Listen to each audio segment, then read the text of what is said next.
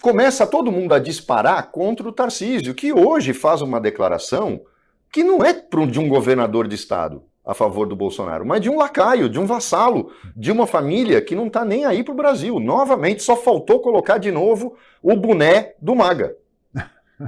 Faltou isso na fala do Tarcísio hoje. Mais nada. Parece que o Brasil acabou, Julian, porque as pessoas estão perdendo o bom senso. Por mais que o Alexandre de Moraes tenha exacerbado em algumas coisas, nesse decreto de prisão ele não tinha saída. Seria um recuo, seria fingir que não viu. Você não acha que houve que essa provocação, porque o meu ponto de vista é que essa provocação foi feita premeditada. A prisão hoje é um melhor caminho para que o clã Bolsonaro se vitimize mais ainda. Qual é a tua visão do comportamento, além do decreto do Alexandre, mas principalmente do comportamento do clã Bolsonaro, que desobedeceu frontalmente tudo aquilo que já tinha ficado claro no final da semana passada? Olha só, a gente está diante de um desafio muito grande, que é, hoje, tanto dissertar isso que está acontecendo, tentar explicar, e fazer praticamente 35% do povo brasileiro compreender exatamente o que está acontecendo. Agora, como é que a gente vai fazer esse povo compreender? Se isso não sou eu que estou dizendo, isso é um estudo científico, se o QI médio do brasileiro, às vezes se compara ou até inferior a de um próprio chimpanzé. A gente está falando de coisas complexas, de determinações judiciais. A gente já entrou em assuntos de Covid já certa vez, e é especialista para tudo que é lá. Fica a gente aqui que consegue, que a gente lê, que a gente estuda, que a gente tem experiência com isso, experiencia todo esse dia a dia. Como é que a gente consegue, aqui numa entrevista, fazer essas pessoas entenderem que, por exemplo, Bolsonaro foi preso por quê dentro de casa? Descumprimento, ironias e postagens via terceiros. Bolsonaro encara hoje uma prisão domiciliar, tornozeleira eletrônica, e vai ficar sem visitas dentro de casa, vai ter que ter silêncio. Por quê? Porque ele fazia uma espécie de jogo de postar sem postar, usando esses terceiros. E as pessoas acham que o Brasil, que são tão patriotas, por exemplo, eles carregam a bandeira do Brasil e não percebem que lá, antes de qualquer progresso, tem ordem. E a justiça ela vem para também colocar ordem nisso, porque Bolsonaro se tornou eu posso dizer, um revolucionário não. Alguém sem alguém que bugou dentro da sua própria arquitetura de poder. O que vemos hoje, aonde você bem falou aí, de personagens que são acuados e realmente são frutos saídos de lá com a característica exatamente de ser vassalo, que é o caso do governador de São Paulo.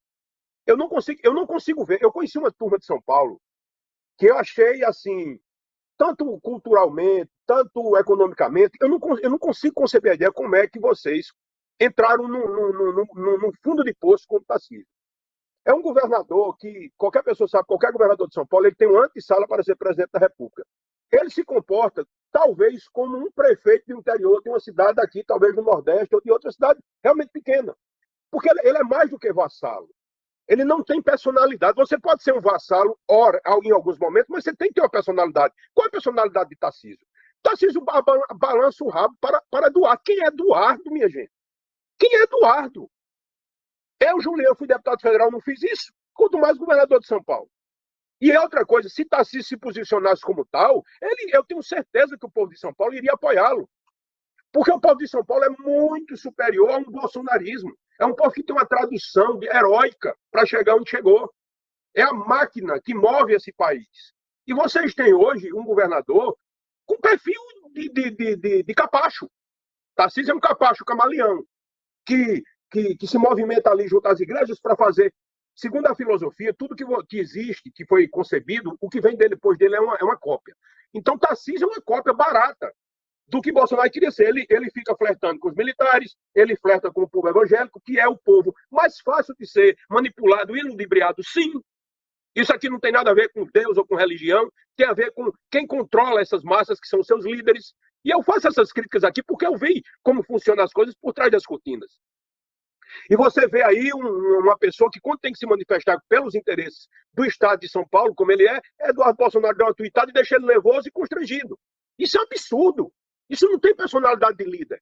Um homem desse na presidência, ele será feito de bolinha, besta, porque ele não tem personalidade, ele não lidera pela sua posição. Ele é liderado por um comentário de Eduardo Bolsonaro, pela caridade. Se brincar, o governador de São Paulo tem medo de uma crítica de Nicolas, rapaz, do vereador Carlos.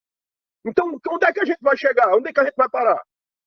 Entendeu? Então, em relação a tudo isso que está acontecendo no país, a gente fica sem saber exatamente até onde o povo, porque tudo isso é pela recepção do povo também, porque já existe uma força que reage a isso. Eu estou aqui, vocês nitidamente são críticos, inteligentíssimos, eu estou vendo as críticas que vocês estão fazendo aqui e realmente faz jus à posição que vocês estão. Então, assim, o que a gente vê hoje é uma necessidade urgente das pessoas acordarem que Bolsonaro ele não é o que as pessoas acham que ele é. Ele não lidera. Bolsonaro hoje só tem um objetivo, ainda que o Brasil fique terra arrasada. É escapar das punições, tá?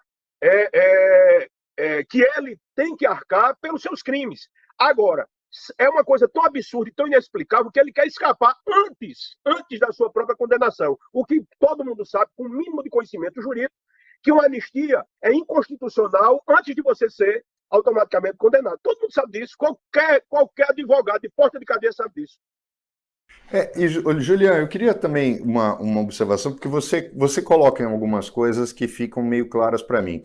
O Abraham Weintraub, ele coloca o momento do rompimento dele com o governo quando foi feito o famoso acordo com o Centrão, quando o Bolsonaro traz o Centrão para dentro do governo, personificado principalmente na entrada do PP no governo, quando entra Ciro Nogueira, quando entrega o Ministério da Educação, o Fundo Nacional de Educação para o Centrão.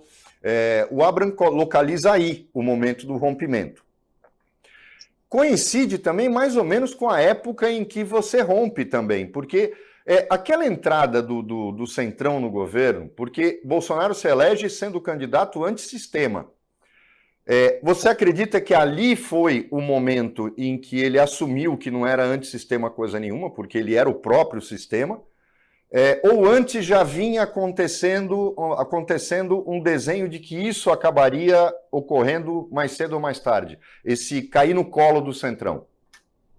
Deixa eu lhe dizer, o Abraham é alguém que eu respeito bastante, mas assim, na categoria de rompimento, eu rompi já nos primeiros dias da transição da presidência da República. Weintraub, eu tenho minhas dúvidas se ele tivesse ficado como ministro dentro do núcleo da presidência, ele teria de fato rompido. Hoje, o que ele fala é verdade, as críticas dele são extremamente legítimas, tanto dele do irmão, mas ele não é que ele rompeu, ele foi retirado de dentro do núcleo. Então, assim, eu acho que perde muitas vezes o peso da força do que fala, porque você vê até a própria despedida dele, lá tentando abraçar Bolsonaro com a cara de nojo dele, você vê que ele foi desprendido e recebeu um prêmio de consolação, que foi aquele emprego nos Estados Unidos. Então, Julian Lemos, ele na categoria de personalidade antibolsonarista, não que isso valha de nada, pelo contrário, eu realmente tenho muito mais independência, tanto eu como Gustavo Bebiano. Em relação a rompimento mesmo pela entrada do Centrão, isso não seria motivo ali, inclusive, dele romper. Porque o Centrão ele teria que ser acomodado como força política dentro do Congresso. Agora, ele não poderia ter feito o que fez, aliás, poderia ter feito o que fez. Olha, essa imagem aí, você não vai achar uma imagem dessa minha nunca, meu amigo. Dê licença, que isso aí ele veio romper depois que saiu dos Estados Unidos, lá do emprego que ele tinha. Emprego muito bom, por sinal. Então, assim, eu na realidade, estive com o Bolsonaro quando ele era alguém que não conseguia pagar nem um pão com ovo para mim e soltei ele, a mão dele, quando ele sequer tinha assumido ainda a presidência no dia 1º de janeiro. Então, Julian Lemos, a faixa dele é um pouquinho mais acima em termos de categoria. Em relação a esse afastamento do Centrão, se deu exatamente porque o Centrão tomou conta totalmente da governabilidade do presidente. E isso eu falo em relação principalmente à questão das emendas secretas, que foi institucionalizado literalmente no governo Bolsonaro, vindo lá já do governo Temer.